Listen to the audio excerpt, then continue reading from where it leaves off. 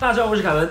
提到水晶宫呢，我们总会想起泰晤士河南边的狂热球迷，老伦敦居民区里的塞尔赫斯特公园球场，当然还有范大将军范志毅。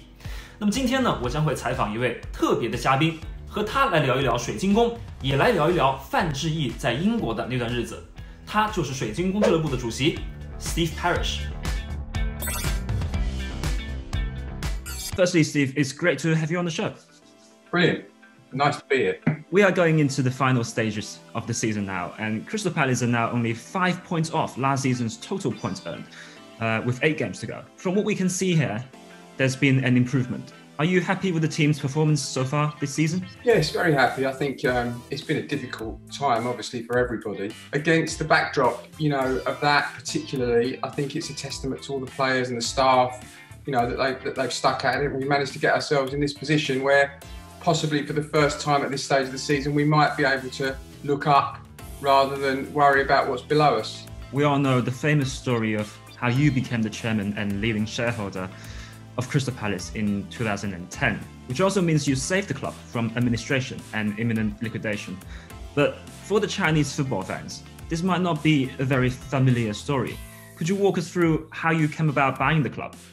Yeah, I had an advertising business and I was one of the sponsors of the back of the shirt, and the club arrived in financial difficulties.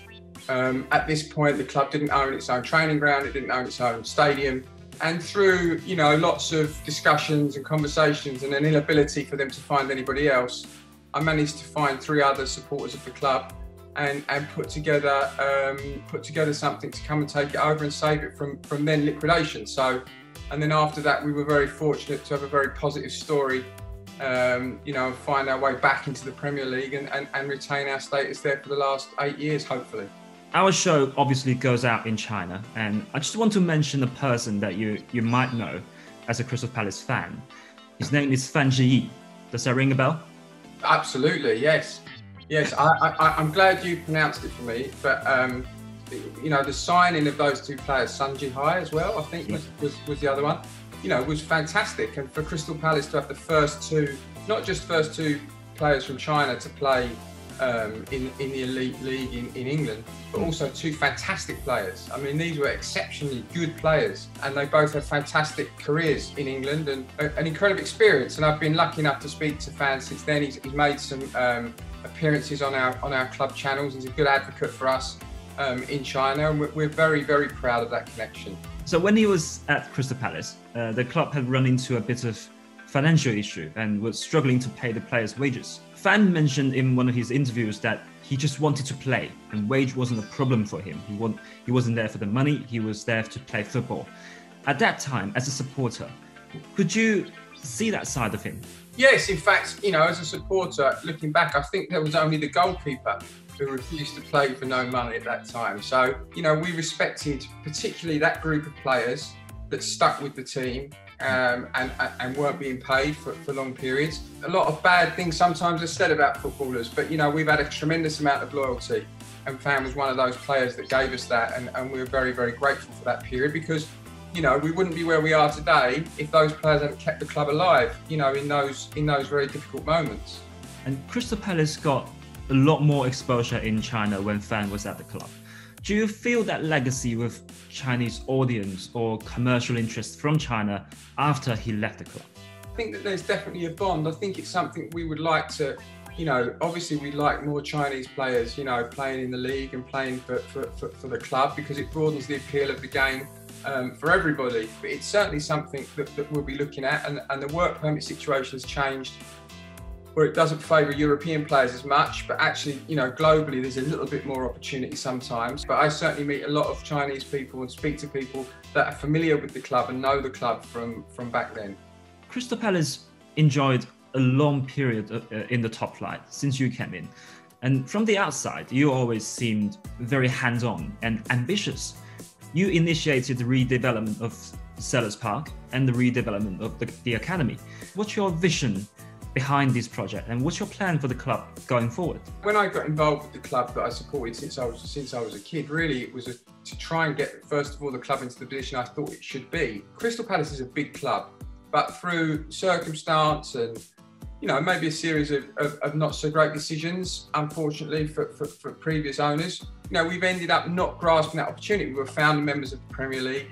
Being in South London, the only Premier League club, there are 2.8 million people packed into, a tiny, tiny space.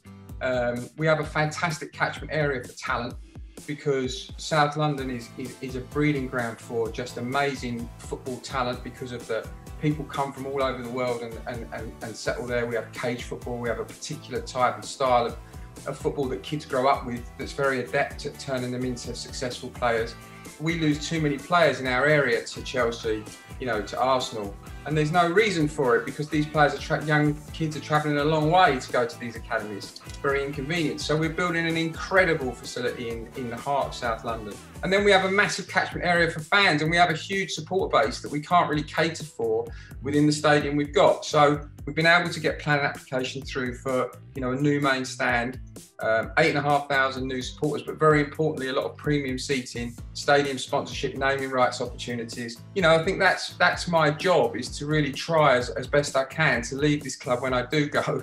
I have no plans to go, but when I do go, back where I thought it should be, and if not, a little bit in advance of that. Obviously, we would like to do better in the league. We'd like to challenge for Europe, but we're trying to build a platform that enables us to do that on a consistent basis, not just have one, fantastic season and fade away as the club has often done in the past. There are many young football fans in China now. Apparently, a lot of people, when they start to pick a team to support, they would go for the Man Uniteds, the Arsenals, because of their success in the past. What would you say is the unique selling point at Crystal Palace? Why would young Chinese fans support Crystal Palace? If you follow a developing team, first of all, there's the enjoyment of the football. Typically, we play very fast-flowing, exciting football.